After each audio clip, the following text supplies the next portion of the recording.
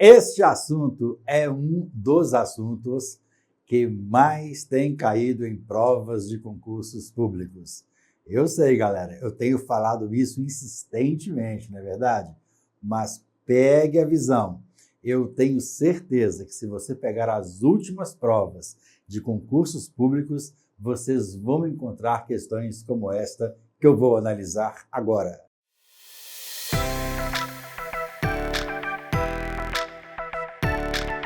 Cadê o like?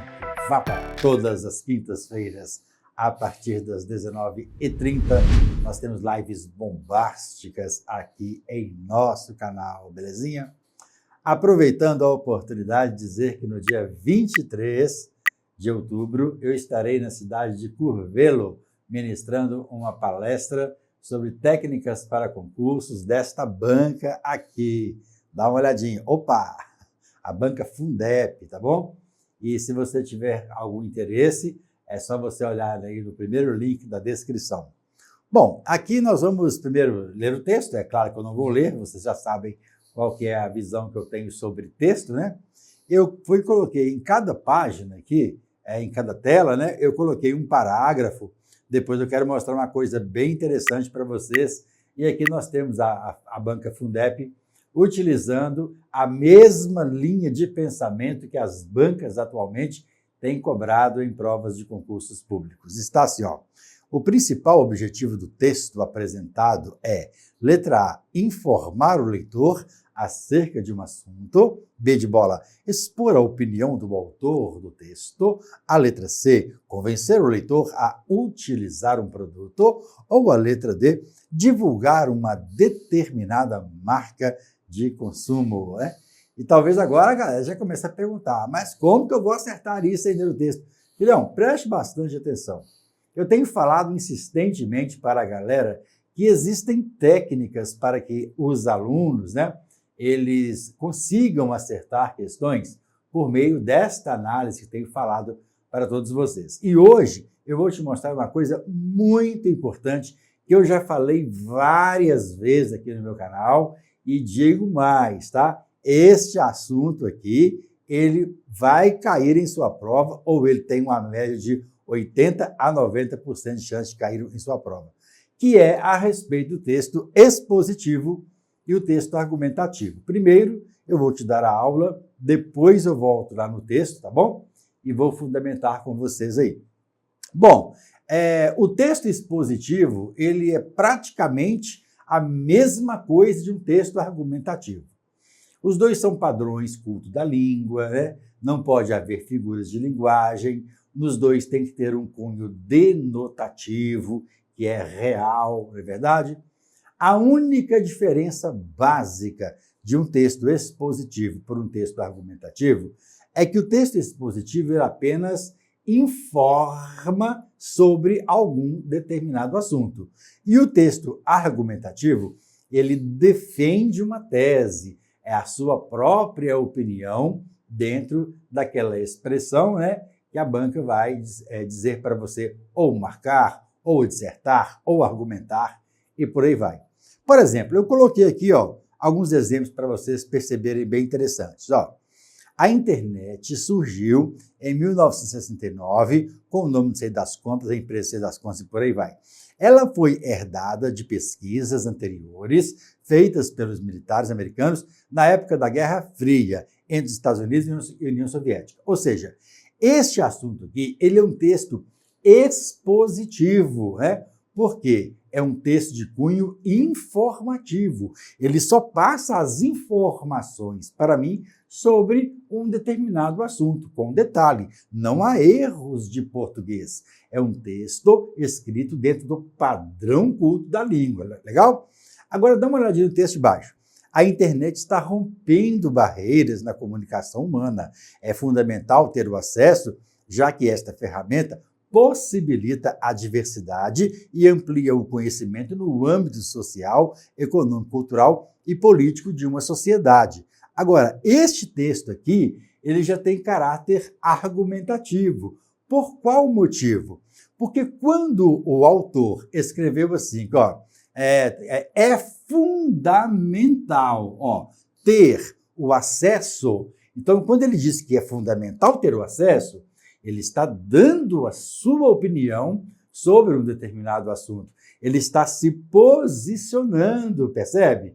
Então, aqui, apesar de nós termos alguns elementos que vão informar, mas o cunho principal vai ser a argumentação. Por quê? Porque ele está dando um conselho, né? É fundamental você ter o acesso à internet, já que essa ferramenta possibilita a diversidade, ou seja, ele está tentando te convencer, né, que a internet era importante para você. Nesse assunto de cima, nós só temos a questão da exposição. Aqui, em lugar algum, o autor está sugerindo que você tenha uma internet em sua casa, né? Só está passando informações.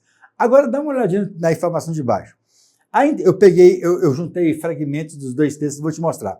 A internet surgiu em 1969 com o nome não sei das quantas e por aí vai, tal. Nos dias de hoje, é fundamental ter o acesso, já que esta ferramenta possibilita a diversidade e amplia o conhecimento no âmbito social, econômico, cultural e político da sociedade. E esse texto, ele é expositivo ou ele é argumentativo? Ele é um texto argumentativo, porque dentro de um texto argumentativo, que eu percebo, quando ele diz que é fundamental ter o acesso, ele já me deu o conselho, ele já tentou me persuadir a fazer o uso da internet.